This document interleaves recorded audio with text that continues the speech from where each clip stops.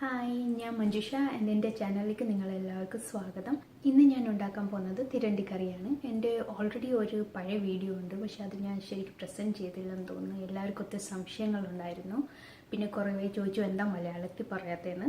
ഞാൻ നോർത്ത് ഇന്ത്യയിലായിരുന്നു വളർന്നത്, അതുകൊണ്ട് എൻ്റെ മലയാളം അത്ര ഫ്ലുവൻ്റ് അല്ല. പിന്നെ അതുകൊണ്ട് നിങ്ങൾക്കൊക്കെ മനസ്സിലാവുമെന്ന് അറിയത്തുമില്ല.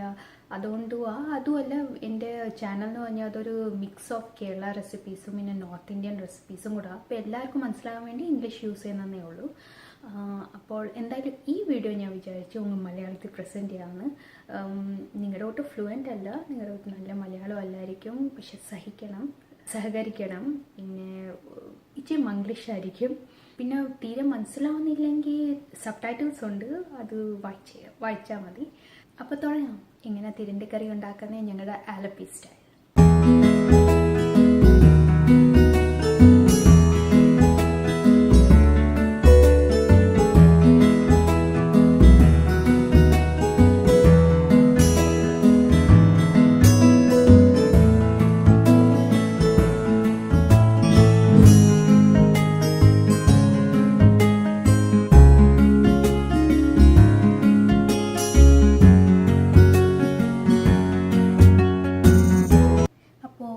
ഇതൊക്കെയാണ് തിരണ്ടിക്കറി ഉണ്ടാക്കാനുള്ള ആവശ്യമുള്ള സാധനങ്ങൾ, ഇൻഗ്രീഡിയൻസ്.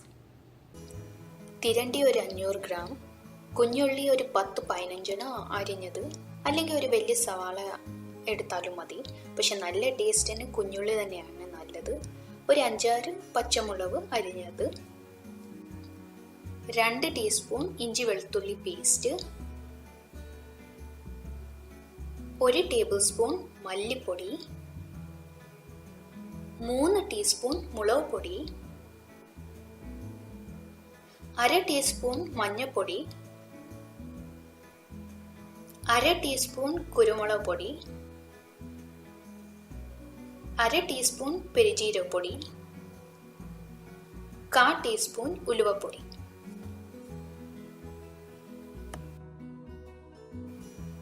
ഒരു ചെറിയ ടൊമാറ്റോ അരിഞ്ഞത്, ഇച്ചിരി കരിവേപ്പില, ഒരു 4 ടേബിൾ സ്പൂൺ വെളിച്ചെണ്ണ,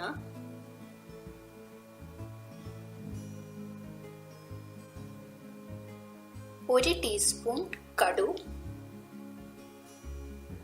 പിന്നെ തേങ്ങാപ്പാല് 1 പാലും 2 പാലും ഒരു 1/4 കപ്പ് ടു 1 കപ്പ്, 1 കപ്പ് വരെ. അത് നമ്മുടെ കറിയുടെ കട്ടി എത്ര വേണം അത് നോക്കിയായിരിക്കും. അപ്പോൾ 1 കപ്പ് വേണം. പിന്നെ ആവശ്യത്തിന്, പിന്നെ ഒരു 3-4 കൊടുമ്പുള്ളി. ആദ്യം ഈ കൊടുമ്പുള്ളി ഒന്ന് ചെറിയ ചൂടുവെള്ളത്തിൽ ഒന്ന് ഇട്ട് വെക്കണം, അതൊന്ന് സോഫ്റ്റ് ആകാൻ വേണ്ടി.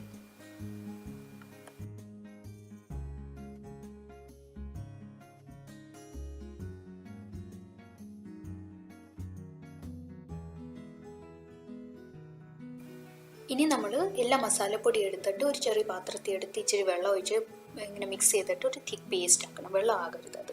ഇത് നമ്മൾ ചെയ്യുന്നത്, നമ്മൾ പിന്നെ ഉള്ളിയുടെ കൂടെ വഴറ്റുമ്പം ഇത് അടി പിടിക്കത്തില്ല, ഈ മസാലപ്പൊടി കരിഞ്ഞു പോകത്തില്ല, എന്നിട്ട് എണ്ണയൊക്കെ നല്ലോണം തെളിഞ്ഞു വരും. അപ്പം ആദ്യമായിട്ട് പാചകം ചെയ്യുന്നവർക്ക് അല്ലെങ്കിൽ ചിലപ്പോൾ ഇങ്ങനെയൊക്കെ പ്രശ്നം വരാൻ സാധ്യതയുണ്ട്. അപ്പോൾ ഇങ്ങനെ ചെയ്തു കഴിഞ്ഞാൽ അത് പ്രശ്നം നമുക്ക് ഒഴിവാക്കാം.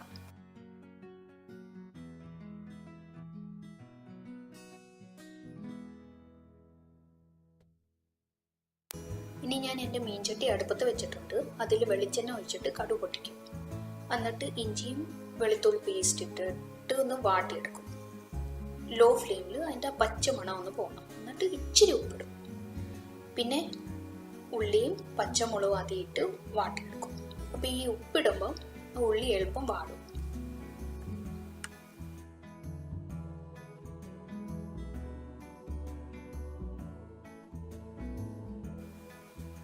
ഇനി ഞാൻ ആദ്യം ഉണ്ടാക്കിയ എൻ്റെ മസാല പേസ്റ്റ് അത് ഈ ഉള്ളിയിൽ ഒന്ന് ഇട്ടിട്ട് നല്ലോണം വഴറ്റിയെടുക്കും.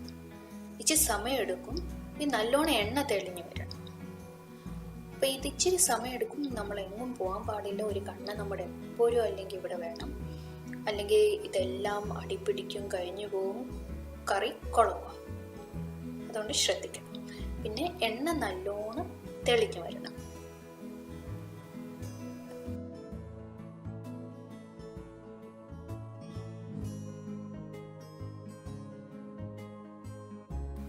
ഇനി നമുക്ക് എല്ലാ തിരണ്ടി കഷ്ണങ്ങളും ഇതിലോട്ടിടാം. എന്നിട്ട് എല്ലാം ഒന്ന് മിക്സ് ചെയ്യണം. ഈ മസാല പേസ്റ്റ് ഈ തിരണ്ടി കഷ്ണങ്ങൾ നല്ലോണം ഒന്ന് പിടിക്കണം.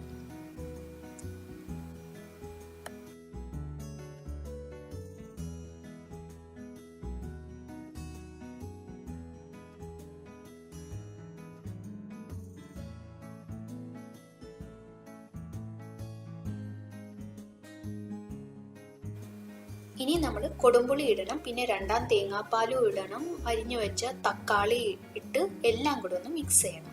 പെതുക്കെ വേണം മിക്സ് ചെയ്യാൻ, അല്ലെങ്കിൽ തിരണ്ടി കഷ്ണങ്ങൾ ഒടിയാൻ സാധ്യതയുണ്ട്.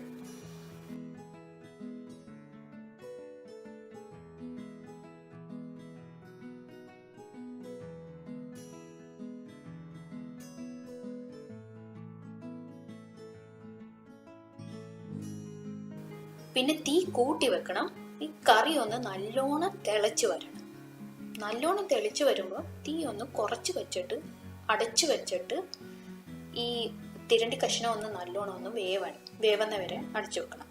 അത് ഒത്തിരി വേവാൻ പാടില്ല, അല്ലെങ്കിൽ തിരണ്ടി കഷ്ണങ്ങൾ ഒടിഞ്ഞു പോവും. അതുകൊണ്ട് ഇടയ്ക്കിടയ്ക്കൊന്ന് നോക്കണം ഇത് വെന്തോ ഇല്ലയോ എന്ന്.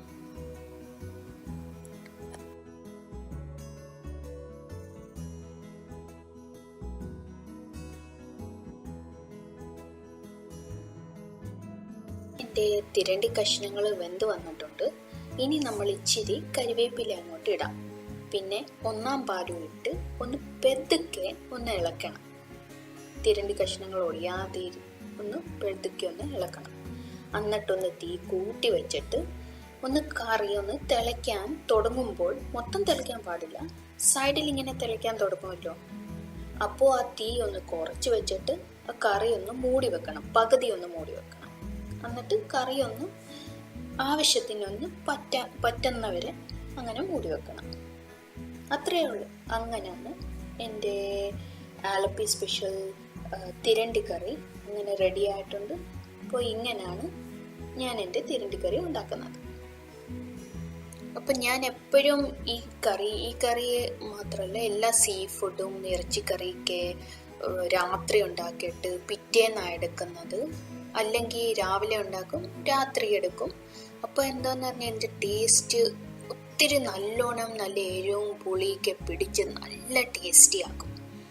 അപ്പോൾ എപ്പോഴും കറി ഉണ്ടാക്കുമ്പം പെട്ടെന്ന് തിന്നുമ്പോൾ ഉള്ള ആ ടേസ്റ്റും, പിന്നെ നമ്മൾ കുറേ നേരം വെച്ച് കഴിഞ്ഞ് ഇപ്പോൾ രാത്രിക്ക് ഉണ്ടാക്കി വെച്ച് കഴിഞ്ഞ് പിറ്റേന്ന് തിന്നുമ്പോൾ ഉള്ള ടേസ്റ്റൊക്കെ ഒത്തിരി ഡിഫറെൻറ്റാണ്. അപ്പോൾ ഈ കറി ഒന്ന് ഇച്ചിരി ഇരിക്കണം. ഇരുന്നാലേ ആ നല്ലോണം ഒന്ന് എരിയും പുളിയൊക്കെ പിടിച്ച് നല്ല ടേസ്റ്റി ആകത്തുള്ളൂ.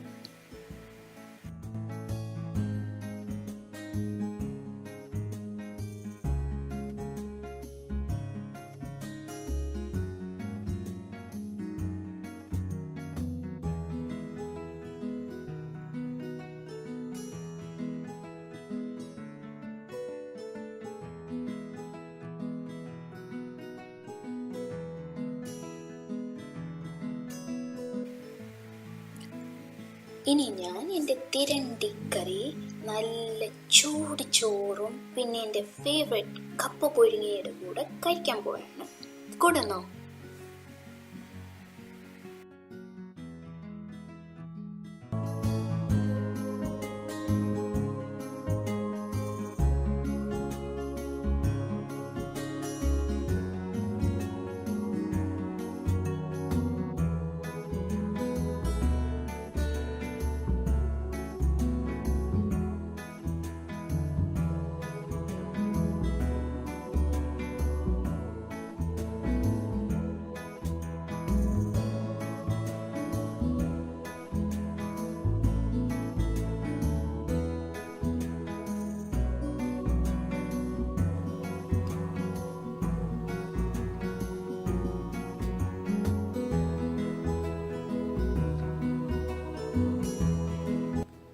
സൂപ്പറായിട്ടുണ്ട്. നിങ്ങൾക്ക് ഇഷ്ടപ്പെടുമെന്ന് വിശ്വസിക്കുന്നു.